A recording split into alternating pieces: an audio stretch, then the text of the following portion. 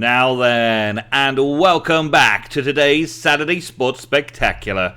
Playing some more Football Manager 17, my Wolves playthrough. And today, I thought I'd start off on this screen to show you we have one promise to be fulfilled still. Joe Mason. That's all three of our strikers. Joe Mason is the third and final striker to ask for an increase in first team football. We have 28 days left for that. And also, Matt Doherty has, he asked for a sell player, but then he's cancelled that progress. He's cancelled it. He didn't want to be sold after all. I'm not so sure, though. I think maybe he was just calling my bluff. Maybe there was something there in the game that allows a player to call the bluff of the manager. I said, I'm sorry, I can't play you right now because I need to play my other fullback. And he said, well, you can sell me then. I'm not playing. Okay, fine. I'll sell you because I don't need you. And now he's saying, oh, actually, we're having some success in the league and everyone's really happy with your management style. I'll come back and carry on playing because nobody wants to buy me. Well, Joe Mason, he is the second best scorer we had for the early season while Bodvarsson was out of action and Dicko was out of action. They were injured for the early part of the season. And Mason filled in and did a great job. But as soon as Dicko and Bodvarsson were in the team, Mason got left out for a few days, and so he feels that he's not getting enough first team football. So what have you missed in our schedule since last episode? Well, not a lot, really, not a lot. Last episode we faced QPR twice, and the games in between, which basically put us on a good, long, unbeaten run. We haven't won quite as many games as I was expecting, but we have at least drawn some of the highlight games, some of the more difficult games that we faced. And we managed to beat QPR 1-0 by the end of the last episode. Sheffield Wednesday was a different matter. Sheffield Wednesday we drew against at home last time, and we managed to get a 4-1 victory at their ground in this version. And we did have a little bit of a knock from Calaverio. He just took a little bruise on the head. It didn't last for long. He was okay by the end of the next match. The Swansea FA Cup. FA Cup third round, Swansea. We managed to get a 1-1 draw in a pretty dull game, really. A pretty dull game. At 53 minutes, Swansea went ahead 1-0. And at 56 minutes, we managed to get a penalty at the other end, which Calaverio, luckily back off his injury, scored perfectly to tie the game off into a final boring 20 minutes or so. It was a pretty boring game, really. I did record it, and I did think about doing it as a commentary, and then do the Swansea or the Aston Villa game, but it was just so boring. There was just really nothing happening, so I knocked it on the head, and I thought I would come in here instead today. So, yeah, Swansea, we got a draw, which means now we're away at Swansea for the replay in one game's time. So we've got two really difficult games, because Aston Villa, the last time we met Aston Villa was way back in the early part of the league, and they beat us 2-1. Aston Villa being one of the teams that are going to go back up to the Premiership, no doubt. Swansea, already in the Premiership, fighting for survival in the Premier, and looking for some sort of win in the FA Cup. So we've got a real difficult couple of games. And then to top that off, we've got Norwich, who are the 7th place in the league, soon after. So we've got a couple of really difficult games today. So I would like to take a little look at what the tactics are going to be for Aston Villa and Swansea, to see if we can at least hold our own. I would like at least a draw in Aston Villa to stay focused on being at the top of the league. And I would like to do the win against Swansea. So the Swansea game is the more important game to me to get the win. Then Norwich, again, back onto having just a draw. It'll be okay if we get draws in the league, because in the competition we are currently running second just behind Newcastle, with a run of form which is impressive run of form. And we only need to finish in the top 6, really. We only need to finish in the top 6. I'll be happy with finishing in the top 6 for this season, and potentially taking a roll of a dice to see if we get promoted or not. We're only 1 point behind Newcastle, and we've got a 10-point lead on the pack. So we've got a lot of games to lose to drop out of automatic promotion. Really, we've got a lot of games to lose to fall out of the promotion shot.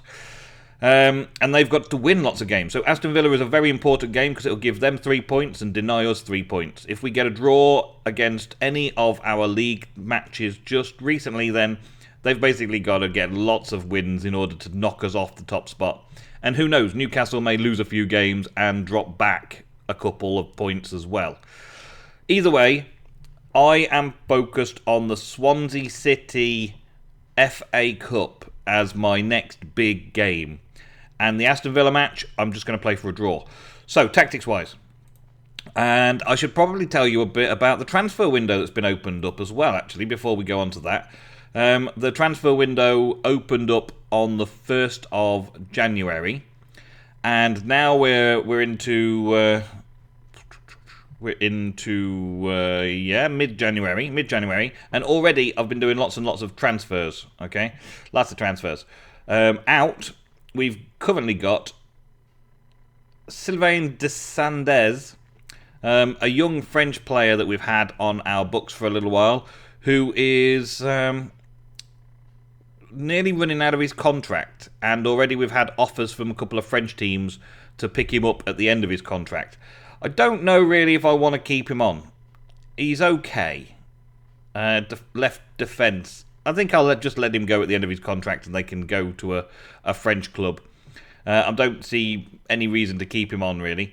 And then Jordan Graham, who is a hot young signing, a hot prospect, dribbling of 16 and quite good in the technique and the flair and all that. He's a pretty good pacey winger on the attacking right.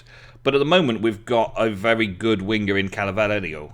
So Jordan is kind of his replacement when the time comes as we get into the Premier. I should think that Jordan Graham will be a good Premiership player in a couple of seasons. But right now, there are loan opportunities for him to go to another Championship club for the rest of the season. Some of them have offered 100% of the wages.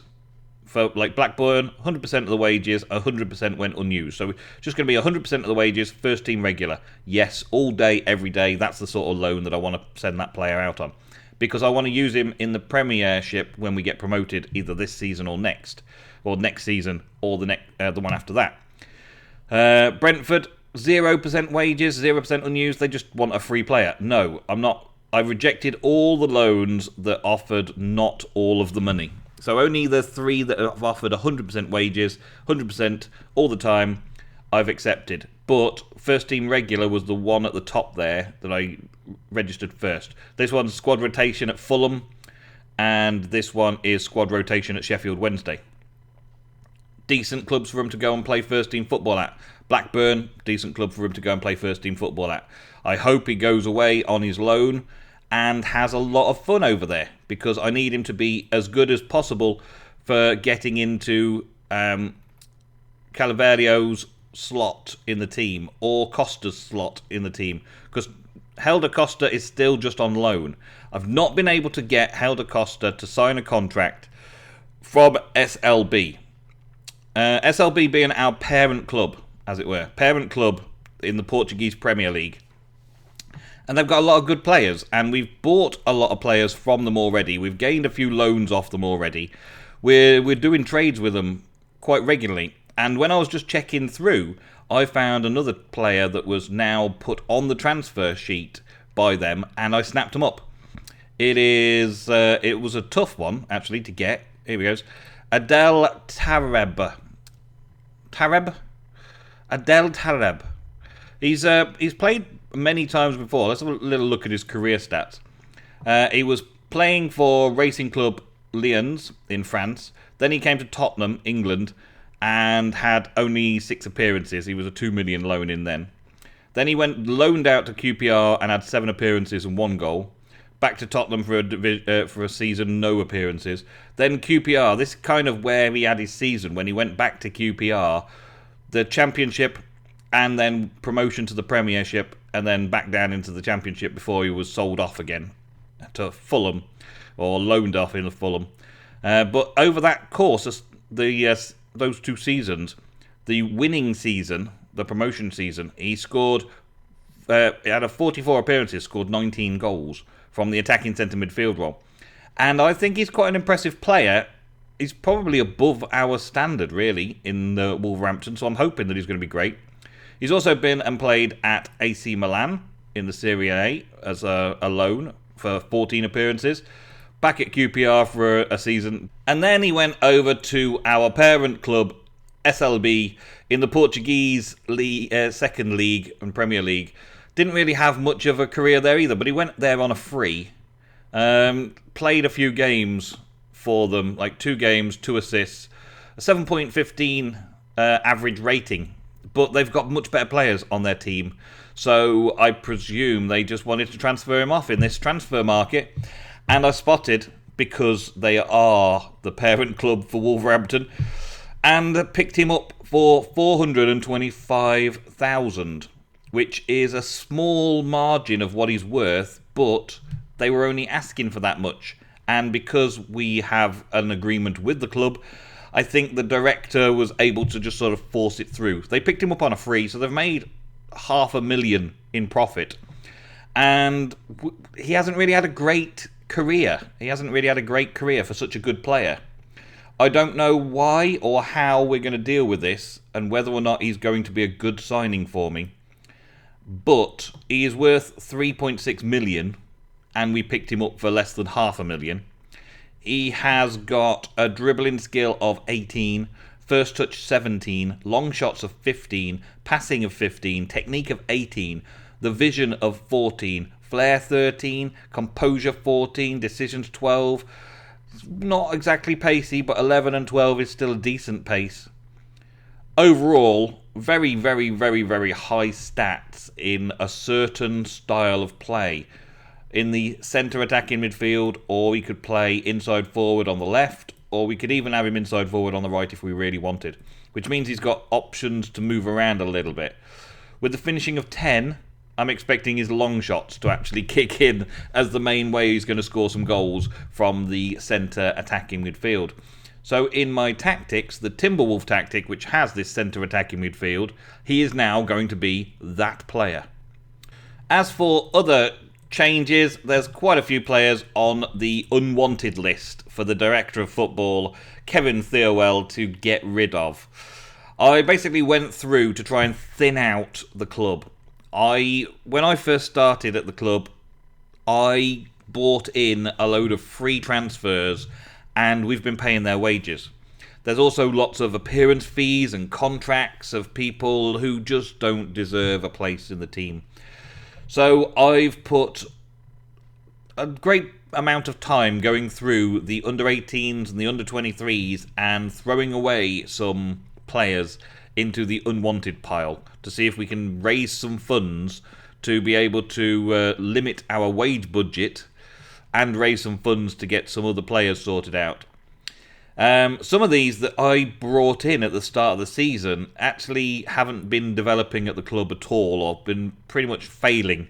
And it's a bad show from my point of view that they've not been doing very well. But I've tried to get rid of them, and they're not getting rid of for the value. We brought them in on a free. We've paid their wages. They haven't done very well, so I'm hoping to get some money from them to make up for the wages that we've paid. Maybe make a little profit on them. But it's not working out at the minute. Nobody seems to want them. So we've got a lot of players here that we're going to either need to release just to reduce the amount of wages we're spending, or sell off to lower league teams when they've got a little bit of money for small amounts, small fees. I don't know. But anyway, it's time to crack on with today's episode. And today's matches will be Aston Villa and then Swansea. Let's play. So this is the team and tactic that I'm choosing for today's Aston Villa match. Now, 2 key things to consider here. Aston Villa have just been knocked out of the FA Cup just a couple of days ago by Southampton.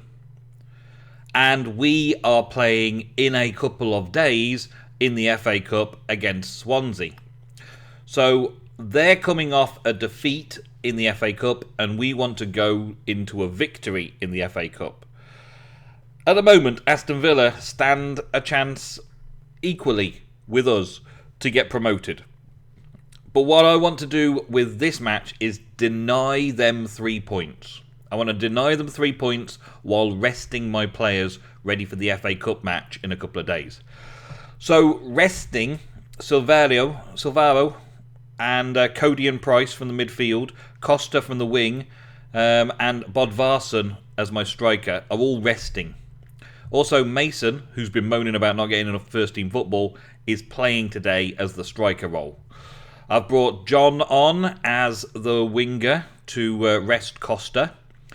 And I've brought Prince on as the box-to-box midfielder, as this particular tactic was designed around Prince in the midfield on his own.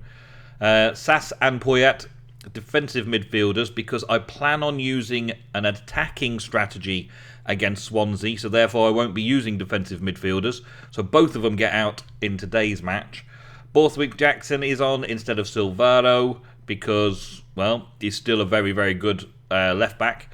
Stearman is on, and we have Williamson as a spare. He's currently had no match fitness, so we might be using him a bit later on. But Stearman has served us well during the campaign so far. Courtney has been our primary centre-back for the last few games, but Stearman's still a very good centre-back, so he's in today instead. He's at 100% fitness because he's just been waiting for a game. Danny Bath, of course, leading from the centre-back position, and Dominic is prolifically our best right-back right now. And the goalkeeper, well, goalkeeper's fine. They've all got a very good morale because we've had a good run, and I had a team meeting, and there's been good news in the press, and all sorts of cool stuff has been going on. So they're all very happy, and morale is good amongst the team. Not everybody. Some people are a bit upset that they've not been in the team very much, or had a few problems here and there, but the majority of the team is happy with what was going on. My tactic is pretty much as laid out in my tactical video for the Mountain Wolf, with the exception of Mason being a false 9 instead of, I believe it was a target man. He's a false 9 because that's his favourite position, so I'm letting him play his favourite position. And we're going to see how this goes in today's match. Here we go, a nice steady start. They get the kickoff, and Prince draws a foul straight away. Good job, Prince, good job. Mason being offside. Nothing much happening in the first 20 minutes. This is good. We want to make it predictably hard for them to score goals. We want to make it so that it's very difficult for them to get anywhere whatsoever. We're on a counter-attacking mentality, so we literally get the ball like this, and then Mason and the rest of the team have to try and do anything with it that they can just to try and get a goal. Oh, John nearly managed to set us off with that beautiful counter-attack. We've got some good players. Oh, Sass off the post. Oh, wow. Well, the counter-attacking strategy seems to be working quite nicely, yes. As long as we keep their attack nullified, stunted, we want to make sure that they don't get anywhere. Look, and we've beaten them in the midfield, which is good. So we're winning the ball back as often as possible, but they are just taking those random shots when they are getting possession. I think with a different strategy, I could have been winning this game with ease by now. But I've chosen this strategy based on resting the players that I need to rest. So it is a very important match. And once again, nobody is severely out of condition, so I don't need to bring any of those players on. If we go a goal up, I might bring Mike Williamson on as an extra defender and throw 5 at the back, and maybe even drop a midfielder as a striker or somebody, and just defend a 1-goal lead. But at the moment, Williamson's going to stay on the bench, and I guess we just continue with how we're going. Keep going. We can still win this one, and get out there for the second half. I'm not going to make any changes. I'm quite happy with how things are working right now. The only highlights I've seen have been our counter-attacks. Up until now, our defence seems to be good. Up until now, nope, our defence is still holding. This is good. Hold the defensive line. Yes, good. Ooh, highlights always worry me because they're key moments in the match, so it could be that we've got a real problem somewhere. We seem to be doing fine right now, though. All well and good. I want to have a look to see what the league table's like, actually. Can I check out the league table on this match? See where we are. Currently, Newcastle have just taken 3 points, and we're on a draw with 1 point. Can we get the goal? Yes, we can! Oh, check it out. Okay, now we're 1 goal up. Let's cancel that. Let's pause. We're 1 goal up. It's the 83rd minute. They really haven't had any chances, have they? What have we offered them? We've offered them 5 shots, 3 on target, 1 off target. We've offered them 46% of possession, only 2 corners. And yeah, we have been dominating the game in a defensive positional role. Now we've managed to catch them off guard in a counter-attack. And we need to hold this 1-0 lead. Now, I would like, in this situation, to bring on Williamson and rest. I think I'll probably rest Calavario because it would be good for him to be off for the rest of the match. And bring Williamson on to give us even more defence. And Ola John, you can play in other positions as well, can't you? Let's see what could we get you in? Centre. We could play you in the centre. I suppose there's a thing. Play you in the centre, right behind Mason. Or we could take him off and bring on another midfield defender, such as Price. It's literally for the last 7 minutes of the game. We probably won't even see any highlights, but I just want to make sure that we've got somebody doing the job for us around here. Let's change these around. So Price can be ball-winning midfielder on defend. Yes. Okay, so we've brought back a bigger defensive structure just for the last few minutes, and we're resting our wingers.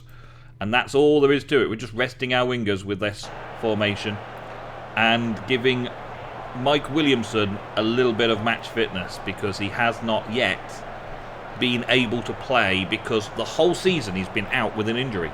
But here's the goal again anyway. Got a good jump in from Borthwick Jackson, and then Sass just hammers it home into the near post. That is a defensive midfielder's long shot, man. That is awesome. Okay, so we've made our subs, and I'm expecting nothing much more to happen. This is literally just to stretch the legs and freshen up some of the players ready for the FA Cup match. Oh, I really hope he does not equalise. Oh, my days, that was close. They get a corner, last-ditched attempt. That's something, and the keeper comes out and collects it safely. Blow the whistle, ref. Thank you very much. That was a moment then. I thought we may have got the draw. After working so hard for the narrow victory, the draw that we wanted at the start of the match was not on my cards. It did not happen. I did not want it. Sass got the player of the match. Well done to Sass. And we have managed to rest our team and give a good win to the fans, even though we played highly defensive counter-attacking mentality. Highly defensive positional play. Everybody was a winner on the day. Awesome. Wow, check this out. Now, I know Swansea City have been doing really badly recently. Their form is terrible.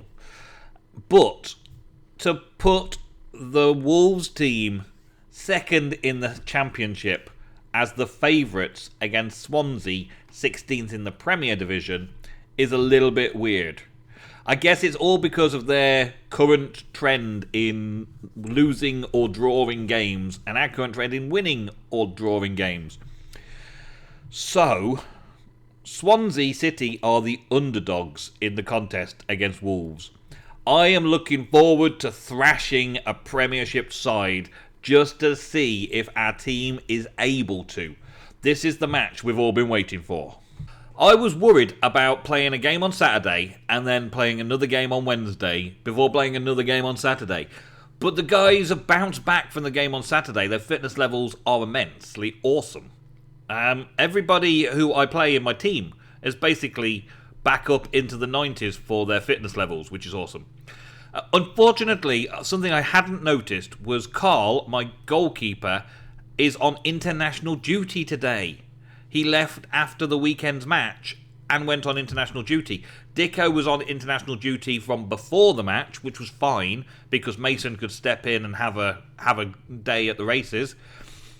But having my goalkeeper off for this match was not something I had planned for. Fortunately, Lonergan has not played for a while, and throwing him out there in the thick of it in a game that I really don't want to lose, I expect him to be prepared to do anything. Go anywhere, dive everything, save anything, and including if we get into a penalty shootout, because this is the second knockout round match where we could go to extra time and penalties. Lonergan is our penalty keeper, so it's good. I was going to put him on the bench even if I didn't play him and bring him in on extra time to be a goalkeeper in extra time. But it looks like we've got to play the whole game instead. So I'm hoping for a victory in normal time so it doesn't go to penalties, but we've got that backup plan just in case. As for our defence, I'm keeping pretty much the same defence as last time, except I'm bringing Courtney in instead of Stearman. One of the reasons that Stearman is not playing today is fitness. He's on 93, he played last game, and Courtney is on 99, he's playing this game.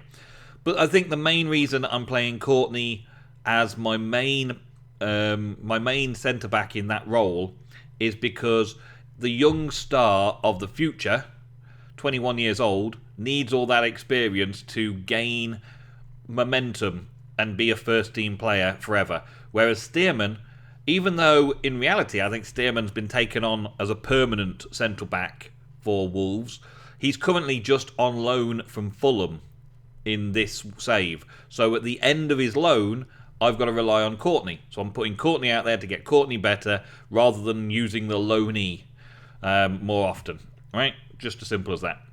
And Silvaro is coming on as fullback in this game because Borthwick Jackson is another loanee, and Silvaro should be better. Technically, should be better. We're playing Adele for the first time in this role. Now, I don't really have a backup player for him, apart from Mason. Mason may come on as attacking centre midfield in order to clock up a played game so that he doesn't keep complaining about the promise that I've given him to play more first team football. I'm going to bring him on. I might start Mason to obey the promise thing, because Bodvarsson also needs the promise, so we'll chalk up a win to both of those promises, and then we'll bring the new guy on a little later on into the first half as a grand reveal, a surprise new signing and all that kind of stuff, yeah? We do have a few little touches added into here, like getting further forward, cross from the byline, aim to the centre. There's a lot of little tweaks that I've done with this team, but nothing that you haven't seen already in the Timberwolf version. And Bodvarsson is playing as a target man up front. I could bring him in as a defensive forward or something else, but target man seems to be his favourite. The complete forward of Bodvarsson or Dicko should really be used, but I don't have Dicko available to me today, so I'm making him the target man, and he's going to be moving into channels, shooting more often, and just basically that's it. Yeah, I'll have him roaming from his position as well. He can roam around and stomp about and do the best he can as the target man for this particular squad formation, and we'll see how he gets on. Alright, we're ready to begin the match.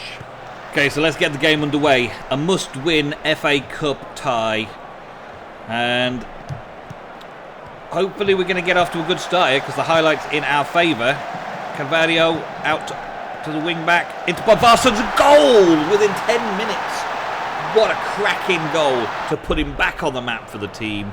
Bodvarsson out to the wing. This is what the fullbacks are there for, to pop the ball all the way down. I think that took a little knock off the defender, but Bodvarsson managed to stumble on it and knock it straight into the back of the net. Solid early goal. 10 minutes in. 20 minutes in.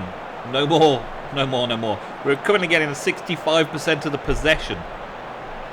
We are winning this match cleanly, but we've had 4 shots each. We've had 3 on target, they've only had 1 on target. Cody gets a yellow card. Could be worse. We're getting another highlight in the box.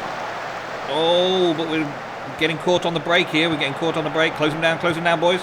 Closing them down fast. Saved by the keeper, and Danny Bath has to come back for that one to clear it out for a corner. They take the corner, and we clear it out to Price. Price has got the ball. This is good. We're happy with that, and he puts it forward for Bodvarsson to run on. Of course, he's not quite that fast. He is speedy, but he's not that speedy. 64% possession. We are controlling the game. I've actually got this on a control mentality instead of an attacking mentality today, because I don't want them rushing off too far. Now, half-time. Everybody's looking okay, apart from a couple of defenders who seemingly are worn out. Danny Bath, worn out at 77.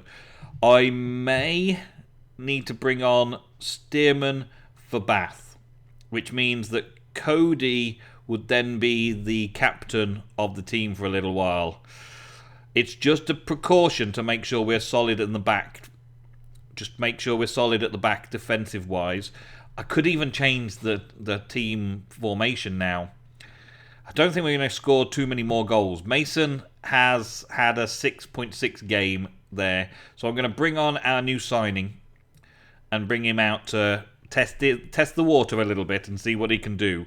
He's got a good morale at the minute, but he needs a bit of match fitness. I think that's the 2 substitutions I'm going to make, leaving the final substitution just in case something happens. And we're going to passionately tell them to keep going, but do better. I want more. Do better. Okay, let's see then. Our latest signing gets his debut.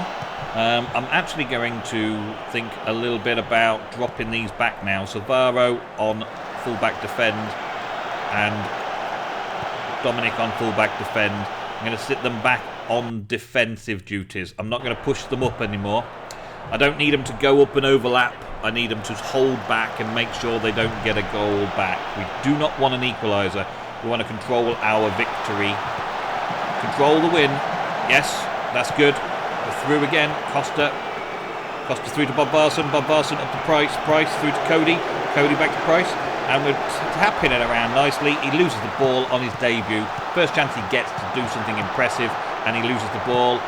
Everton. Oh, they managed to get a goal. Sigerson manages to equalise. It was a good bit of play from them, but I thought we defended fairly well.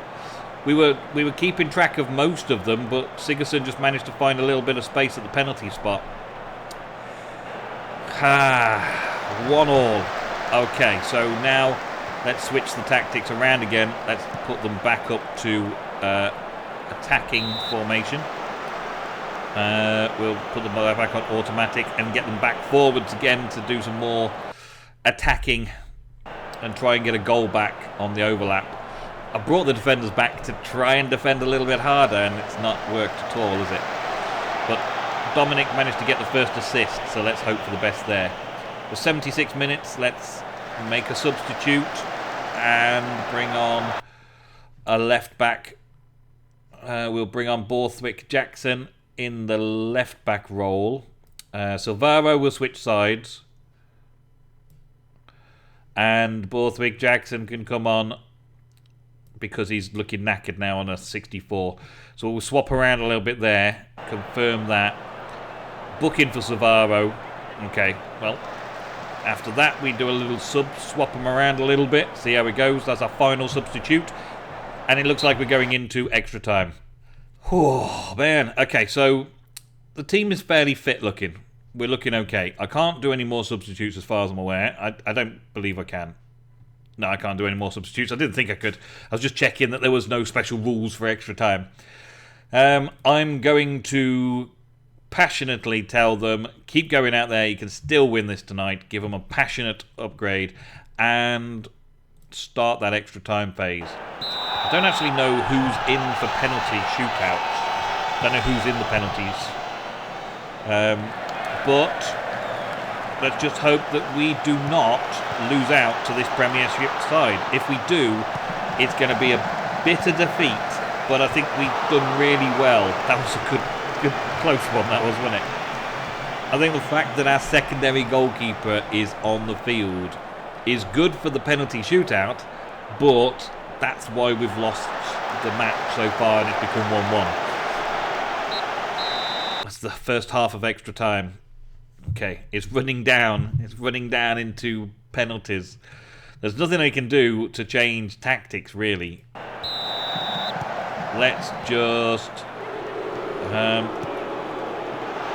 let's have a few minutes of attacking, just to see if we can get out of having extra time. Swap it around a bit. Price has won the ball. Good work, Price. Clears it up to Bodvarsson. Bodvarsson passes it back to Carvalho. Carvalho down the wing. Up to Bodvarsson. Bodvarsson, is there anybody there to pass to? Cody scores! Cody scores! Oh my days, what a way for the captain. I believe he's the captain, he's the vice-captain anyway.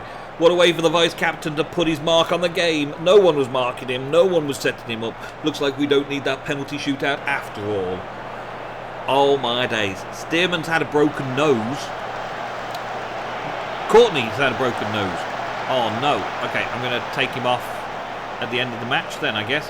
He has to go off. We're down to 10 men. We're down to 10 men in the final second half of extra time. We managed to win. An impressive victory, but we did lose a defender to a broken nose. Talk about putting your body on the line for that win. Well done, team. Well done. Impressive victory. I was expecting a win, but I wasn't expecting it to be that close. Oh my days. Okay, well, that is that. Awesome. Well, that was a close one thing. You must be delighted you got this win at last. I am delighted we fought to the very end and deserved that victory. Courtney got an 8.2 rating and a broken nose for his trouble. Well done, gang. Well done. And thank you very much for watching. I hope you've enjoyed today's episode of my Football Manager 17 career. I will see you next week for some more Saturday Sports Spectacular. Goodbye.